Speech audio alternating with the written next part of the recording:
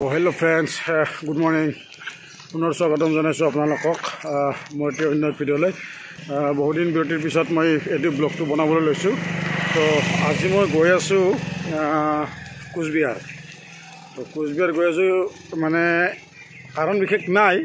তো তাত বোলে ৰাসমেলা বহুত ডাঙৰকৈ হয় আৰু বহুত ধুনীয়া হয়। তো শুনিবলৈ পাইছোঁ, দেখা নাই কেতিয়াও। তো গতিকে আজি মই তাকে অকণমান নিজেও চাম আৰু আপোনালোককো দেখুৱাম।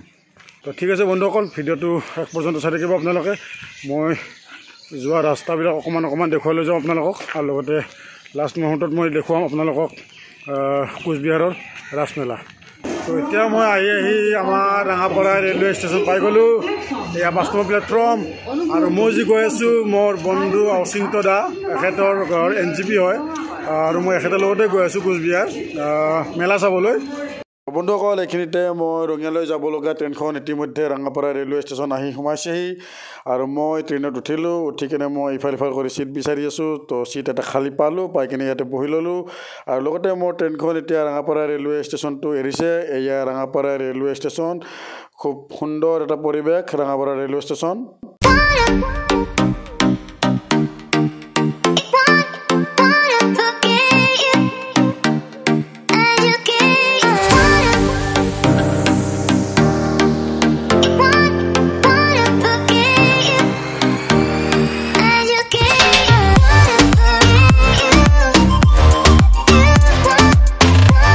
বন্ধুসকল, এইখিনিতে মই আহি পালোঁ ৰঙিয়া ৰেলৱে ষ্টেচন। আৰু মই ৰঙিয়া ৰেলৱে ষ্টেচনৰ বৰ্তমান 3 নম্বৰ প্লেটফৰ্মত মোৰ ট্ৰেইনখন সোমাইছে।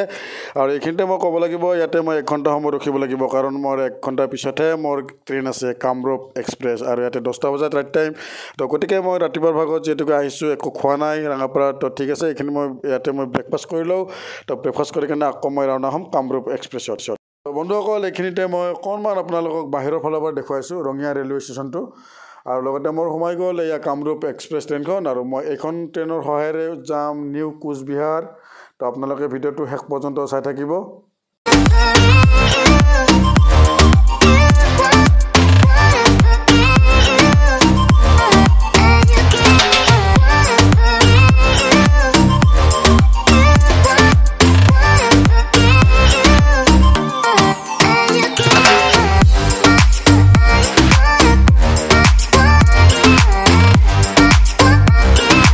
বন্ধুসকল, এইখিনিতে মই সোমাই আছোঁ নিউ কোচবিহাৰ, আৰু এয়া হ'ল নিউ কোচবিহাৰ ৰেলৱে ষ্টেচন।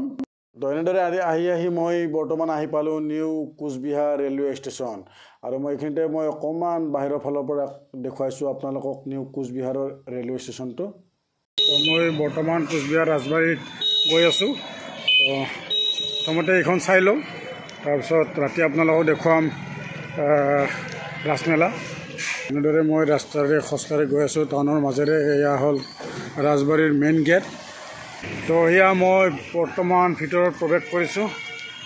এয়া আপোনালোকে দেখিবলৈ পাইছে মোৰ পিছত ৰাজবাৰী। এইটোৱে হ'ল ৰাজবাৰী। তো ইয়াৰে ভিতৰ চৰাটো মই দেখুৱাম কি আছে কি নাই। এইখিনিতে এটা কথা কওঁ যে মানে এইটো কোচবিহাৰৰ ৰাজবাৰী বুলি ক'লে আমি এটা কথাও জানো যে যিহেতুকে কোচবিহাৰত ৰাজা আছিল এটা সময়ত, তো সেইকাৰণে এইটো ৰাজাৰ ঘৰ আছিল। তো ৰাজাৰ আমি ঘৰ বুলি কওঁ।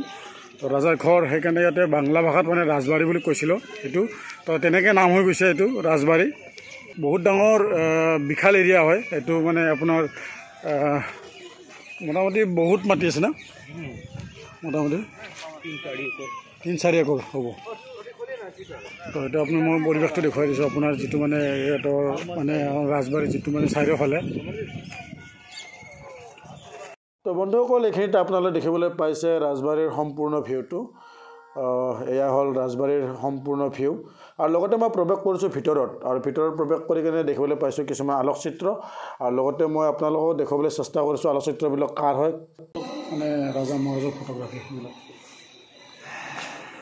ৰাজা মহাৰাজা মহাৰাণী এইবিলাক চব মানে সুন্দৰভাৱে যিবিলাক যেনেকৈ ধৰি লওক মানে আগতে মানুহবিলাকে ঘৰত মানে সেই কৰিছিল। তাৰপিছত এইফালে কাৰ এইবিলাক ধুনীয়া এইবিলাক খুব মানে ভাল লগা এটা। সববিলাক মানে যিখিনি মানে অতীতত পাৰ হৈ যোৱা যিবিলাক স্মৃতি, তো স্মৃতিবিলাক সকলোবোৰ মানে ইয়াতে অটুট কৰি ৰাখিছে এই ৰাজবাৰীত। এইটো এটা হাতীৰ মাথা হয়, তো এইটো এনেকৈ সজাই ৰাখি থোৱা হৈছে ইয়াতে। চাৰিওফালে কাঁচ আছে, টাচ কৰিব নোৱাৰি, টাচ কৰিব নিদিয়ে। এইটো লিখা আছে হাতীৰ মাথা। বৰ্তমান মই উঠি আছোঁ ওপৰৰ ফালে, আৰু ওপৰৰ ফালে চিৰিৰ ওপৰতে গৈ আছোঁ। তো এই চিৰিবিলাক আপোনালোকে দেখিবলৈ পাইছে নিশ্চয়। এইবিলাক সম্পূৰ্ণ কাঠৰ হয়, তক্তাৰ হয়, আদিম যুগৰ তক্তা। আৰু লগতে দেখুৱাইছোঁ আপোনালোকক এইটো প্ৰথম কনষ্ট্ৰাকশ্যনৰ মানে আপোনাৰ প্লেনিং, যিটো ৰাজবাৰীৰ প্লেনিং আছিলে। আপোনালোকে দেখিবলৈ পাইছে ৰাজা মহাৰাজবিলাকে যিবিলাক মানে পানী পিনে চাহ খোৱা, তো এইবিলাক মানে বাতি গিলাচ এনেকৈ সজাই ৰখা হৈছে। এইবিলাক হ'ল মেডেল, আৰ্মিৰ মেডেল। আৰু এইটো হ'ল তলা, বহুত ডাঙৰ তলা। এইটো একদম এনেকৈ সজাই ৰাখিছে, একদম সুন্দৰভাৱে। তাত লিখা আছে আৰ্মি মেডেলছ,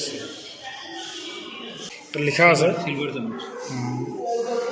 লিখা আছে ধুনীয়াকৈ চামুচ। এইবোৰ হ'ল চিলমোহৰ, মানে চিলমোহৰ মানে ষ্টাম্প, যিবিলাক মানে ষ্টাম্প বুলি কয়, ষ্টাম্প মাৰা বুলি কয়, ষ্টাম্প। তো এইটো হ'ল ৰাজবাৰীৰ বেক চাইড। তো আমি বৰ্তমান বেক চাইডত আহিছোঁ অকণমান ফুৰিবলৈ।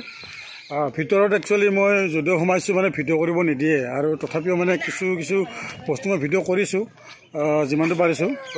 কিছুমান নিদিয়ে ভিডিঅ' কৰিবলৈ, মানে পাব্লিছ কৰিব নিদিয়ে সিহঁতে।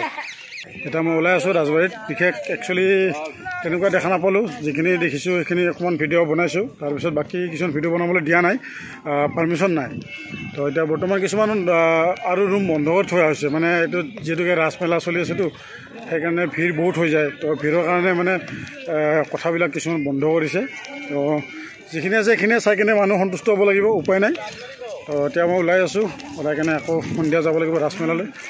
ৰাজমেলা দেখুৱাম আপোনালোকক। তো ঠিক আছে বন্ধুসকল, চাই থাকিব ভিডিঅ'টো।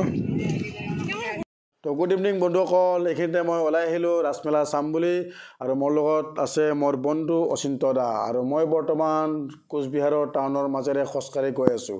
আৰু আপোনালোকে এইখিনিতে দেখিবলৈ পাইছে কোচবিহাৰৰ মেইন টাউনখন, কিন্তু ৰাতিৰ কাৰণে একচুৱেলি ভালদৰে দেখুৱাবলৈ মই নোৱাৰিম, লাইটবিলাক জ্বলি আছে। আৰু লগতে মই দেখুৱাইছোঁ কোচবিহাৰৰ ৰাজমেলাৰ যিখন প্ৰথম গেট, এইখন হ'লে প্ৰথম গেট।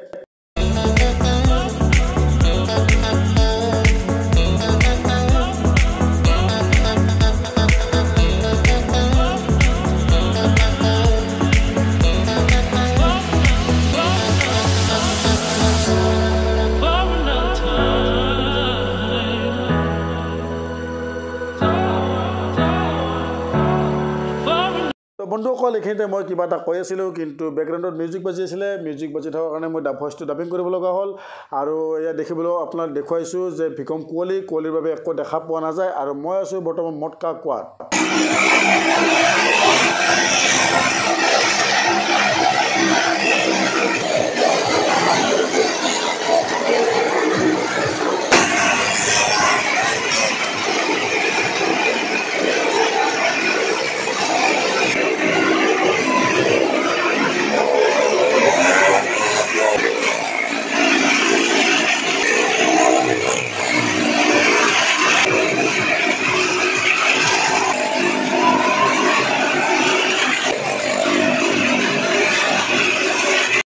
এইখিনিতে আপোনালোকে দেখিছে বাজাৰ বাংলাদেশ। হয়, আপোনালোকে ঠিকেই দেখিছে, এয়া বাজাৰ বাংলাদেশ।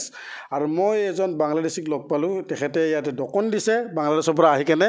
আৰু তেখেতৰ লগত মই চিনাকি হ'লোঁ, তেখেতৰ মই নাম সুধিলোঁ, তেখেতে নামটো ক'লে, তাৰপিছত তেখেতে মোৰ নাম সুধিলে, ময়ো ক'লোঁ তেখেতৰ মোৰ নামটো।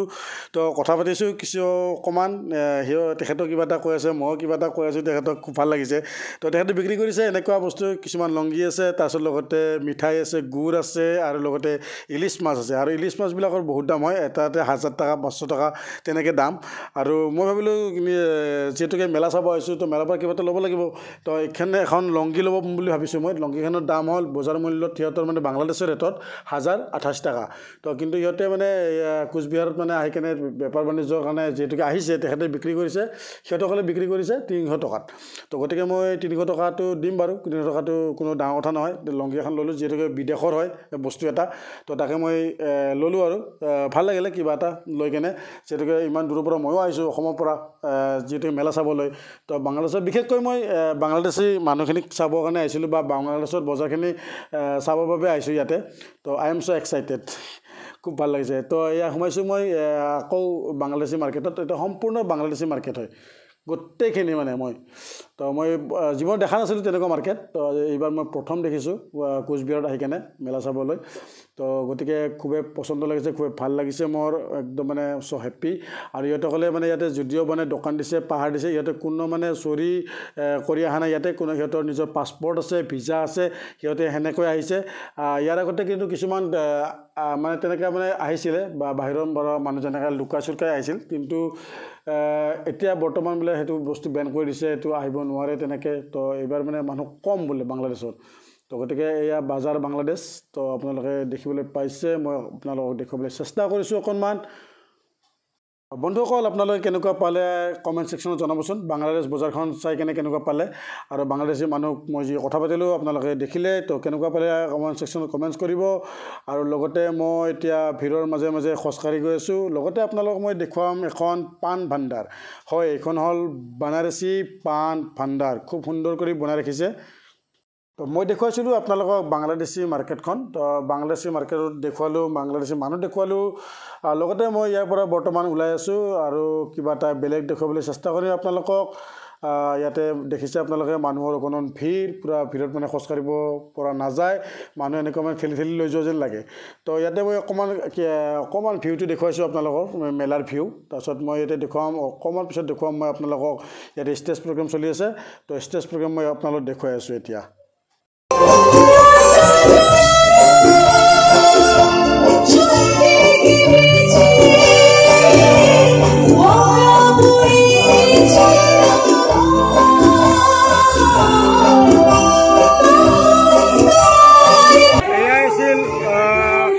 ৰাসমেলা তো ময়ো চালোঁ লগতে আপোনালোকক দেখুৱালোঁ এতিয়া বৰ্তমান ফাংচন শ্ব' চলি আছে তো ফাংচন শ্ব' গায়ক সিমান এটা ঠিক লগা নাই তো গতিকে ভিডিঅ'টো কেনেকুৱা পালে আপোনালোকক জনাব আৰু যদি আপোনাৰ ভিডিঅ'টো ভাল পাইছে আপোনালোকে তেতিয়াহ'লে ভিডিঅ'ত কমেণ্টছ কৰিব লাইক কৰিব এণ্ড শ্বেয়াৰ মোৰ ভিডিঅ'টো শ্বেয়াৰ কৰিব আৰু মোৰ চেনেলটো প্লিজ ছাবস্ক্ৰাইব কৰি দিব আজিলৈ ভিডিঅ'টো ইমানতে সামৰিছোঁ তো বাই বাই টেক কেয়াৰ